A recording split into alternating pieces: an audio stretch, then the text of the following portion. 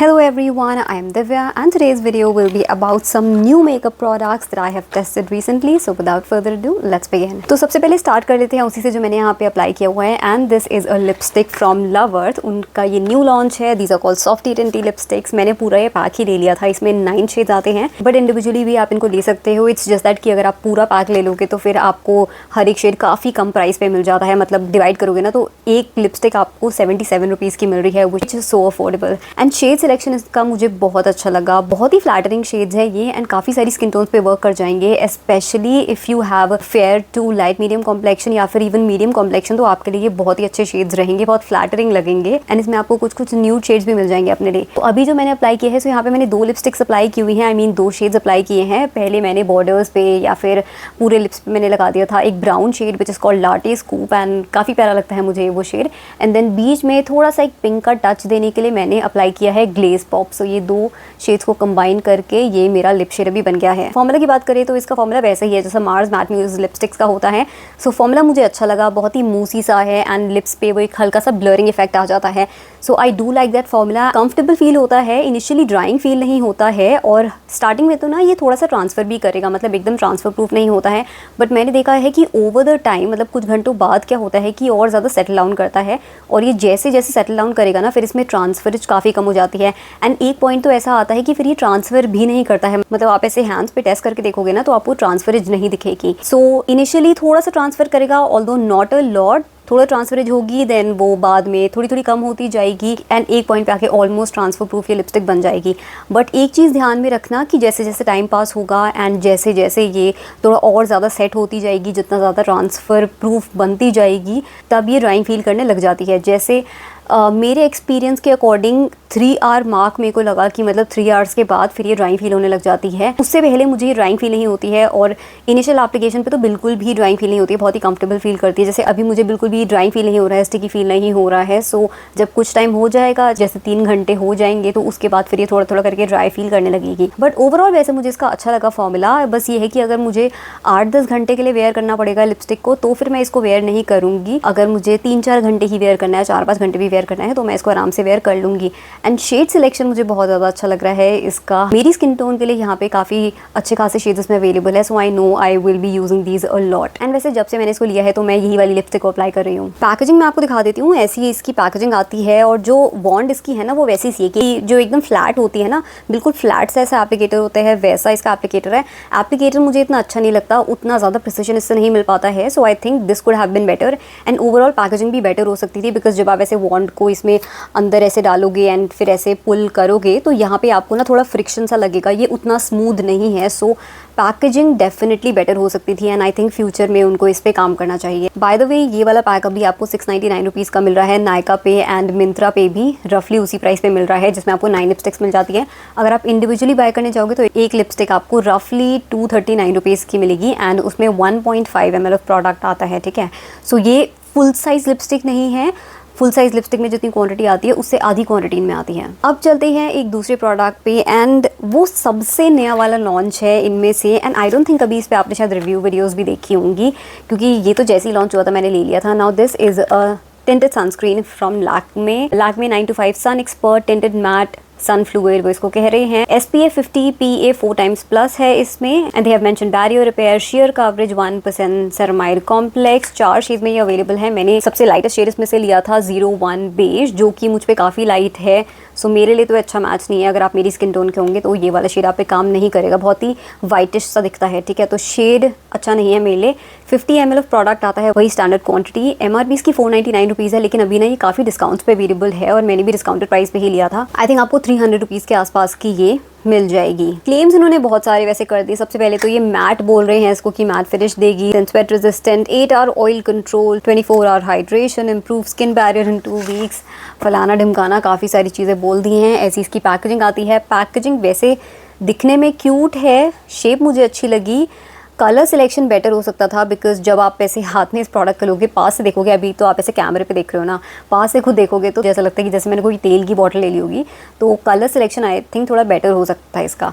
But अब हम आ जाते हैं एक्चुअल प्रोडक्ट पे। बस हाँ, आप ये ऐसे ड्रॉपर देख लो कि इस फॉर्म में आती है। The formula is very very liquidy. यहाँ पे आपको ड्रॉप करके दिखाती हूँ। सो ये देख लो ये कितना लिक्विडी फॉर्मूला है, जैसे विश केयर की टिंटेड सनस्क्रीन आती है ना वैसी ही लिक्विडी है ये, उतनी ही रनी है, बट बहुत ज़्यादा फ्रेग्रेंस है। सबसे पहले कि मैंने यहाँ पे ऐसे फाउंडेशन को पोर किया है, आई मीन सनस्क्रीन को पोर किया है, एंड एकदम से मुझे इतनी तगड़ी वाली फ्रेग्रेंस आ गई। सो बहुत ही ज़्यादा स्ट्रॉन्ग फ्रेग्रेंस है। So if you are one of those people जिनको फ्रेग्रेंसेस से प्रॉब्लम है, आपकी स्किन सेंसिटिव है ज़्यादा, so you might have to stay away from this, क्योंकि बहुत स्ट्रॉन्ग फ्रेग्रेंस है इसमें। एंड इतनी स्ट्रॉन्ग फ्रेग्रेंस यूजुअली वैसे आजकल मेकअप प्रोडक्ट्स में नहीं आती है, बट इन्होंने बहुत ज़्यादा स्ट्रॉन्ग फ्रेग्रेंस डाल दी।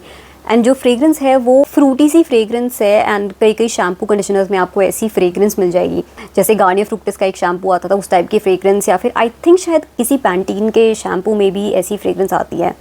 मुझे ये नहीं पता कौन सा वेरिएंट होता है, बट इस टाइप की ऐसे थोड़ी फ्रूटी फ्रेग्रेंस आती है। यहाँ पे ब्लेंड मैं आपको करके दिखा देती हूँ। तो जैसे मैं शेड की बात करी थी ना कि ये काफ़ी वाइटिश सा शेड है, और बेज नाम इन्होंने पता नहीं क्यों दिया है, क्योंकि बेज तो ये नहीं है, बहुत ही वाइट सा दिखता है, कुछ आइवरी वगैरह कुछ ऐसा नाम इनको रखना चाहिए था। So this is a very very light shade. But चलो ये जो भी प्रॉब्लम्स है, शेड की प्रॉब्लम्स और फ्रेग्रेंस की हो, एक बार उसको साइड में रखते हैं, एक्चुअल फॉर्मूला के बारे में बात कर लेते हैं। सो मैं इसको 2 बार ट्राई आउट कर चुकी हूँ, एंड 2 बार मैंने एक चीज़ को एक्सपीरियंस किया कि दिस लुक्स पैची। ठीक है, जो विश केयर की सनस्क्रीन के साथ प्रॉब्लम थी ना, वही इसके साथ प्रॉब्लम है कि ये पैची दिखती है और पोर्स में सेटल होने लग जाती है। कि आपने जब इसको लगा लिया ना, तो हमारे यहाँ चीक्स के साइड पे जो पोर्स होते हैं, नोज़ पे पोर्स होते हैं, तो उन पोर्स में सेटल करने लग जाएगी सनस्क्रीन की। मतलब आपको अलग से वो पोर्स चमकते हुए दिखेंगे कि अच्छा यहाँ पे ऐसे पोर्स हैं, वहाँ पे प्रोडक्ट सेटल हो रखा है, वैसे होता है इसके साथ। एंड आई विल से कि विश केयर में ये प्रॉब्लम जितनी नोटिसेबल थी ना, उससे ज़्यादा इसमें नोटिसेबल है। ठीक है, तो मतलब और भी बुरी सिचुएशन हो गई ये तो, कि पैची दिख रही है, आपके पोर्स अलग से दिखाई दे रहे हैं, उनको एग्जैजरेट करके दिखा रही है। ये कहीं कहीं ड्राई पैचेस पे भी क्लिंग ऑन करेगी।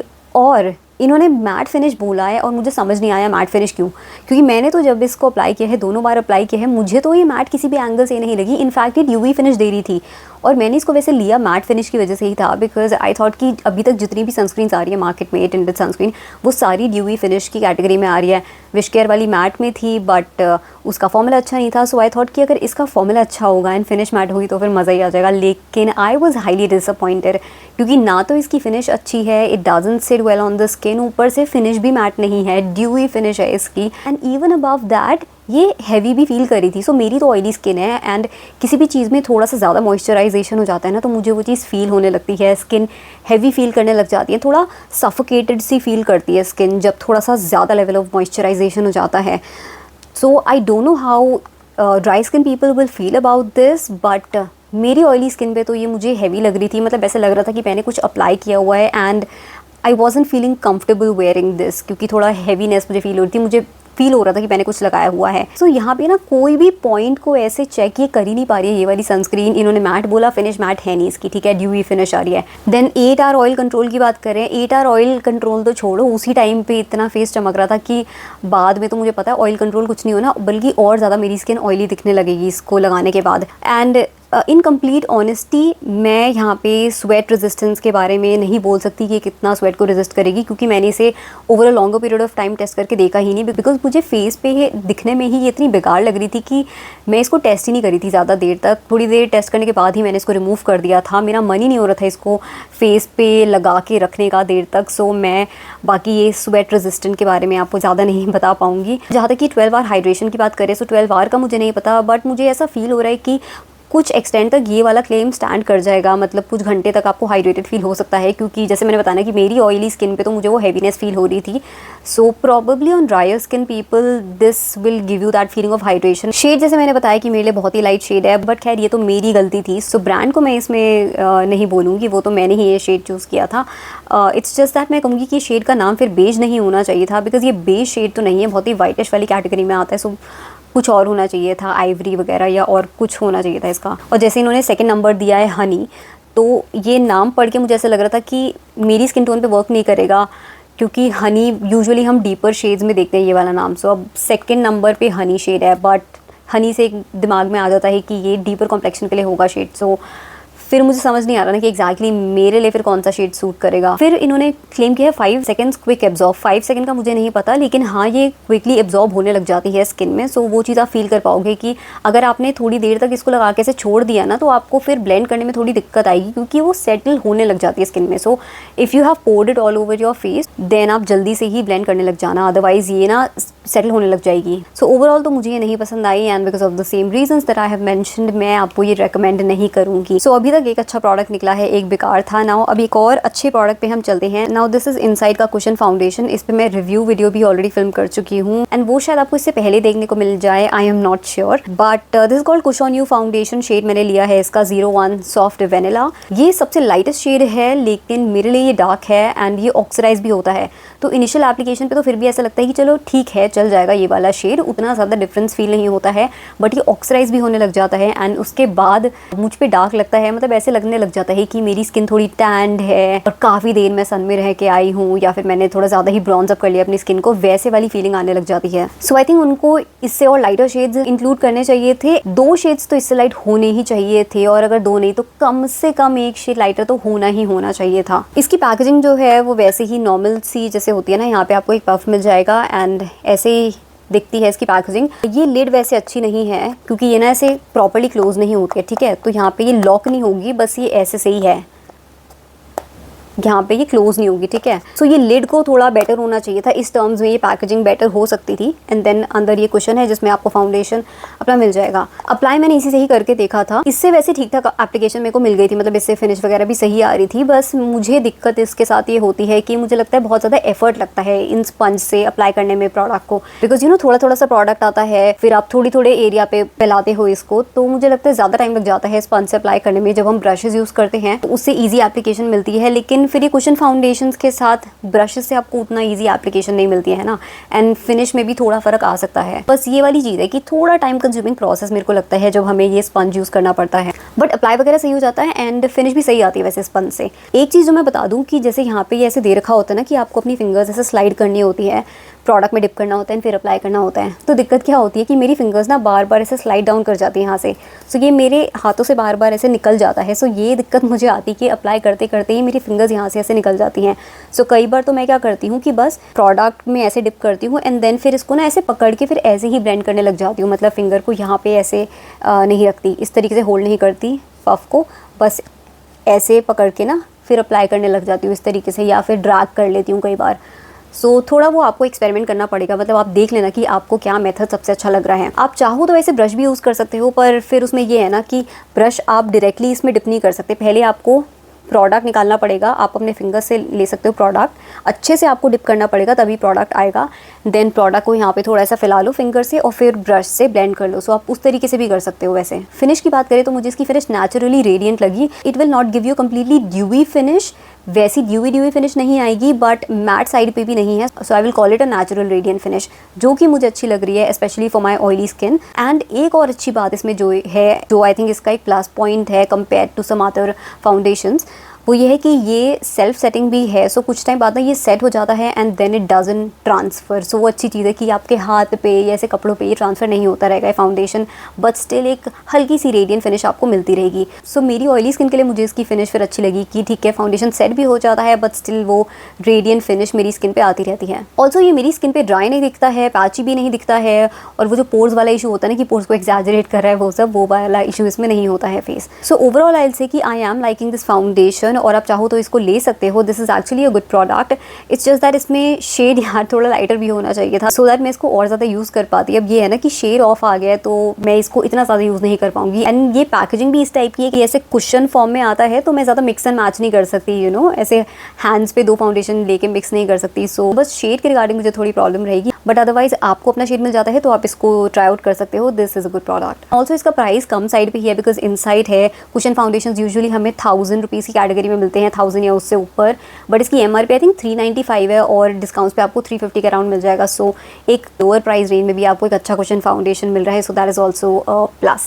अब इनसाइड के प्रोडक्ट की बात कर रहे थे तो एक और इनसाइड का प्रोडक्ट देख लेते हैं। ये है ब्राउ पेन, और इसके बारे में मैंने पहले भी थोड़ा सा बात की थी, आई थिंक हॉल वीडियो में मैंने बात की थी, और मैं तब आपको कह रही थी कि इसके ऊपर पहले मेरा रिव्यू देख लेना, फिर इसको लेना, कि मैंने अभी अपना पूरा माइंड नहीं बनाया है इसको लेके कि वेदर आई लाइक दिस और नॉट। बट हाँ, अभी 2-3 बार इसको यूज़ करने के बाद मेरे ओपिनियंस हैं इसके ऊपर फॉर्म हो चुके हैं। पर मैं प्रोडक्ट की बेसिक डिटेल्स पहले आपको बता देती हूँ। सो ये इनसाइड का ब्राउ पेन है। It is called 4 stroke eyebrow pen. Smudge proof बोल रहे हैं इसको, लॉन्ग लास्टिंग कह रहे हैं। MRP इसकी कम ही है, आई थिंक 220 रुपीज़ इसकी MRP है। डिस्काउंट्स पे और कम हो जाएगी, तो मतलब 200 से भी कम में आपको मिल जाएगा। एंड शेड जो मैंने लिया है वो ब्राउन। इसमें शायद 3 शेड्स अवेलेबल थे, मैंने लाइटेस्ट शेड लिया है विच इज़ ब्राउन। ज़्यादा लाइटर साइड पे वैसे नहीं है, दिखता डार्क ही है। ब्राउन हाँ है, बट डार्कर साइड पे ही है। पैकेजिंग तो दिखने में बहुत ही सुंदर है। इनफैक्ट स्विस ब्यूटी का जो ब्राउ पेन आता है ना, पैकेजिंग उससे ज़्यादा अच्छी फील होती है, उससे ज़्यादा प्रीमियम फील होती है, उससे ज़्यादा हैवी फील होती है। लेकिन हम एक्चुअल प्रोडक्ट पे आ जाते हैं और उससे पहले इसका एप्लीकेटर देख लेते हैं। सो कुछ इस तरीके का एप्लीकेटर है। सो इसमें हाँ वो 4 स्ट्रोक्स आती हैं, लेकिन सबसे पहला डिफरेंस, इसका ये जो एप्लीकेटर है वो दूसरे मटेरियल से बना है compare to Swiss Beauty. Swiss Beauty वाला ना ज़्यादा ब्रश लाइक फील होता है, कि उसके जो स्ट्रोक्स भी हैं ना वो ऐसे फील होते हैं कि ब्रशेज़ हैं, वो 4 स्ट्रोक्स भी ब्रशेज़ के फॉर्म में आते हैं। बट ये ज़्यादा ब्रश की तरह फील नहीं होता, कुछ अलग ही टाइप का फील होता है एंड ज़्यादा सॉलिड फील होता है, ठीक है। तो वो फ्लेक्सिबल है, ज़्यादा ब्रश लाइक फील होता है, ये ज़्यादा सॉलिड फील होता है। तो सबसे पहला डाउन पॉइंट तो इसका ये हो गया। स्विस ब्यूटी वाला जो है वो एंगुलर शेप में आता है, ब्रशेज़ मतलब ऐसे छोटे से बड़े होते हुए जा रहे होते हैं। ये नॉर्मल शेप में है, ऐसे छोटे बड़े नहीं है, सारे इक्वल साइज़ के हैं। ये वाला कोई डिसएडवांटेज नहीं है, कोई कौन नहीं है, but I am just letting you know. अब आ जाते हैं हम फॉर्मूला पे और मैं इसको स्वॉच करके दिखा दूँ। अच्छा, उससे पहले आप देखना, ये जो लैक्मे की मैंने सनस्क्रीन अप्लाई करी थी, अभी तक ये मैट फॉर्म में सेटल नहीं हुई है। तो आप देख सकते हो ये मैट नहीं है। मेरा हाथ कितना ज़्यादा ग्लो कर रहा है। मेरा नॉर्मल हैंड इतना ग्लो नहीं कर रहा, क्योंकि यहाँ पे कुछ भी अप्लाई नहीं हो रखा है। और जैसे ही मैंने सनस्क्रीन को लगाया तो देखो कितना ज़्यादा ग्लो कर रहा है। And then they are claiming कि मैट फिनिश आपको देगा। चलो इसको साइड में रखते हैं, पहले मैं हटा देती हूँ, फिर स्वॉच करके दिखाऊँगी। यहाँ पे आप ये देख सकते हो। आई डोंट नो आपको यहाँ से कितना समझ आएगा नहीं आएगा। शेड आप देख पाओगे कि ये ब्राउन कलर का शेड है, बट दिक्कत इसमें क्या है कि it is too pigmented for a brow pen. एक ब्राउ पेन को इतना ज़्यादा पिगमेंटेड नहीं होना चाहिए, अदरवाइज एकदम ऐसे ब्लॉक आईब्राउज क्रिएट हो जाएंगी। This doesn't feel natural. ये एक स्केच पेन की तरह फील होता है, ठीक है। जो इसकी फिनिश आती है ना, आपको ऐसा लगेगा कि आपने स्केच पेन से ड्रॉ कर लिया अपनी आईब्राउज। एंड इस वजह से मैं इसको यूज़ ही नहीं करती हूँ, बिल्कुल भी यूज़ नहीं करती हूँ। मैंने जब पहली बार ट्राई आउट किया था, मुझे उसी टाइम पे समझ में आ गया था कि हाँ ये वैसी फिनिश दे रहा है, बट स्टिल मैंने कहा यार 1-2 बार और इसको चांस दे के देखते हैं। कल मैंने इसको अप्लाई करके देखा एंड अप्लाई करने के बाद ही फिर थोड़ी देर में ही तो मैंने रिमूव कर दिया था, बिकॉज इसका लुक इतना गंदा आ रहा था कि ऐसा लग रहा था कि स्केच पेन से ही मैंने ड्रॉ कर दी होंगी आईब्राउज को। सो बहुत ही ज़्यादा पिगमेंटेड है, it doesn't feel natural. And ऐसा आपको लगेगा नहीं कि आप आईब्रो प्रोडक्ट यूज़ कर रहे हो, ऐसा लगेगा कि स्केच पेन उठा के ही आपने अपनी ब्राउज को फिल इन कर दिया है। ऑल्सो इसका जो एप्लीकेटर है ना, उससे मोटी स्ट्रोक्स आती हैं। स्विस ब्यूटी वाले से ना फिर भी पतली स्ट्रोक्स आती है एंड भर भर के कलर निकलता है, जैसे स्केच पेन्स में होता है। देन सेट होने की बात करें तो हाँ ये सेट हो जाता है, स्मज प्रूफ है, बहुत ही ज़्यादा हद तक स्मज प्रूफ है। आप ऐसे घिसते रहोगे ये निकलेगा नहीं। अभी पता नहीं कितना सेट हुआ है या नहीं, हाँ सेटल हो चुका है। तो देखो अभी भी ये ऐसे हट नहीं रहा है, स्मज नहीं हो रहा है, बिकॉज एकदम ये चिपक ही जाता है स्किन से। तो स्मज तो ये नहीं होगा, बट फिर वो तो स्विस ब्यूटी वाले पे भी अप्लाई करती है कि वो भी स्मज नहीं होता है, ठीक है। फिर एक और चीज़ जो स्विस ब्यूटी में मुझे फील नहीं हुई लेकिन यहाँ पे फील हुई, वो ये है कि आप जब इसको रिमूव करने जाओगे ना तो बहुत ही अजीब तरीके से निकलता है। मतलब जैसे मैं माइसेलर वाटर से इसको हटा रही थी तो सबसे पहले तो थोड़ा ज़्यादा मेहनत लगती है इसको हटाने में, निकल जाएगा ऐसा नहीं है, बस मैं कंपैरिजन में बता रही हूँ, ठीक है, कि स्विस ब्यूटी के कंपैरिजन में इसमें थोड़ा ज़्यादा मेहनत लगेगी आपको हटाने में। एंड जब वो प्रोडक्ट निकलेगा ना तो वो थोड़ा बॉल अप होकर निकलता है। मतलब ऐसा नहीं है कि वो कलर की तरह निकले कि आपने माइसेलर वाटर लगाया कॉटन पैड से एंड देन कॉटन पैड में वो कलर आ जाए, वैसे नहीं होता है। यूजुअली तो हम इमेजिन ऐसे करेंगे ना कि ऐसे ही होगा कि हम कॉटन पैड से ऐसे करेंगे तो फिर कॉटन पैड में सारा कलर आ जाएगा।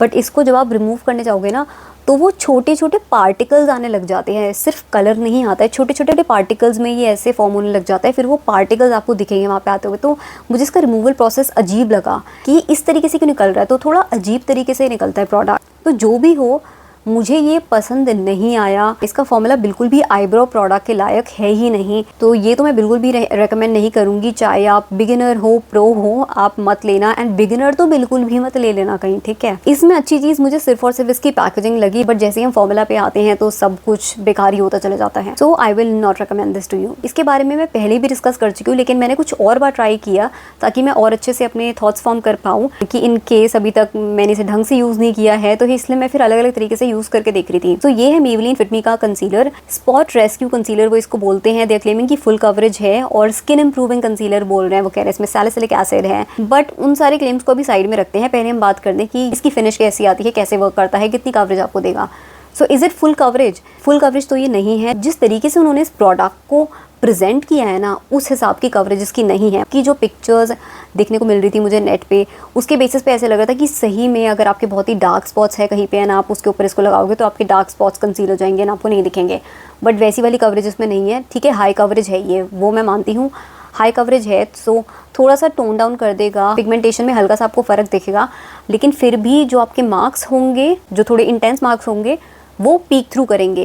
ये ना बिल्कुल ही वो हल्की वाली पिगमेंटेशन को ही थोड़ा कवर अप कर सकता है। ज़रा सा भी अगर इंटेंस पिगमेंटेशन है तो उसे कवर अप नहीं कर सकता है, वो पीक थ्रू करेगी पिगमेंटेशन। ठीक है, सो यहीं पे सबसे पहले मेरा मेजर डिसअपॉइंटमेंट हो गया कि फिर अगर ये मार्क को कवर ही नहीं कर पा रहा है ढंग से तो फिर इसको लेने का क्या फ़ायदा। क्योंकि फिर मार्क्स को कवर करने के लिए तो मैं अपना कब्ज़ एंड लैशेस का पॉट कंसीलर भी यूज़ कर लेती हूँ ना, एंड वो तो अच्छे से ही कवर कर देता है मार्क्स को। दूसरी चीज़ जो मैंने पहले भी बताई थी कि स्पॉट कंसीलिंग के लिए ना इस टाइप के से लिक्विड फॉर्मूलाज उतना काम में नहीं आते हैं, उतने अच्छे से वर्क नहीं करते हैं, क्योंकि लिक्विड प्रोडक्ट्स जनरली मूव करते हैं स्किन पे। आप उनको बिल्ड नहीं कर सकते एक जगह पे। अगर आप कोई पॉट कंसीलर ले रहे हो ना, तो आप पिगमेंटेशन को बिल्ड कर सकते हो, जिससे आप पूरी तरीके से कवर अप कर सकते हो अपने एक्ने मार्क्स को या किसी भी तरीके के मार्क्स को, पिगमेंटेशन को, क्योंकि वो प्रोडक्ट और बिल्ड हो सकता है। आप 2-3 लेयर्स उसकी लगा सकते हो। ऐसे लिक्विड प्रोडक्ट्स में आप ज़्यादा बिल्ड नहीं कर सकते, क्योंकि लिक्विड प्रोडक्ट्स मूव करते हैं, वो एक के ऊपर एक ऐसे सिट होते नहीं चले जाते हैं, वो मूव करने लग जाते हैं। सो स्पॉट कंसीलिंग के लिए फिर मुझे इस वजह से भी अच्छा नहीं लगा। आगे बढ़ने से पहले मैं शेड की बात कर लेती हूँ। मैंने शेड कौन सा लिया था? शेड लिया है मैंने 25 एंड मेरी स्किन टोन पे ये अच्छे से वर्क कर जाता है। जो मेरी स्किन टोन है उससे ज़्यादा ये वार्म है। मैं थोड़ा सा न्यूट्रल की कैटेगरी में लाया करती हूँ, मैं उतनी ज़्यादा वार्म एंड येलो नहीं हूँ, बट मेरे लिए थोड़ा सा वार्म है, लेकिन चल जाता है। ओके, अब आगे बढ़ते हैं एंड एप्लीकेशन की बात करते हैं कि मैंने अप्लाई कैसे किया था। तो स्टार्टिंग में मैंने ब्रशेस से इसको अप्लाई करके देखा था, एंड ब्रशेस से तो मुझे ये नहीं पसंद आ रहा था, एंड ब्रशेस से मुझे काफ़ी कम कवरेज मिल रही थी। बट जब मैंने कल फिंगर से अप्लाई करके देखा, मतलब मैंने डायरेक्टली प्रोडक्ट लिया था एंड फिंगर से ही अप्लाई करना शुरू कर दिया था यहाँ पे जहाँ पे मेरे एक्ने मार्क्स हैं। सो तब मुझे बेटर पिगमेंटेशन इसकी मिली, एंड वहाँ पे तब मेरे को लग रहा था कि यहाँ प्रोडक्ट ढंग से यहाँ पे अप्लाई हो पा रहा है। ब्रशेस से तो इसकी कवरेज इतनी शेयर आउट हो जा रही थी कि फिर मुझे लग रहा था फिर वो पूरे पर्पस को ही डिफीट कर दे रहा था। तो बेस्ट एप्लीकेशन मेरे को फिंगर से ही मिल रही थी। मैंने ना इसके साथ वैसे पतला वाला ब्रश भी ट्राई करके देखा था, जो मैं नॉर्मली स्पॉट कंसीलिंग के लिए यूज़ करती हूँ, लेकिन वो इसके साथ ढंग से काम नहीं कर रहा था। फिंगर से ही बेस्ट एप्लीकेशन मुझे मिली। अब बात कर लेते हैं कि अंडर आइज पे एंड आईलिड्स पे कैसे वर्क करता है। सो अंडर आइज के लिए भी मैं ये कहूँगी कि फुल कवरेज आपको नहीं मिलेगी, मीडियम कवरेज आपको मिल जाएगी, एंड सेकेंडली ये फिनिश आपको मैट देता है, ये सेटल डाउन हो जाता है स्किन में। सो ये सेल्फ सेटिंग प्रोडक्ट है। ठीक है, सो अब इसके साथ प्रॉब्लम क्या होती है कि सबसे पहले तो मैट फिनिश जो कंसीलर्स देते हैं उनके साथ चांसेस ये होते हैं कि फिर वो ड्राइंग लगेंगे अंडर आइज पे। ठीक है, तो मेरी अंडर आइज पे भी मुझे हल्का हल्का सा वो ड्राइनेस वाली फीलिंग आ रही थी, ज़्यादा बुरी नहीं दिख रही थी, बट मुझे लग पा रहा था कि हाँ अंडर आइज में हल्की सी ड्राइनेस मुझे फील हो रही है, because I am not use to applying matte concealers.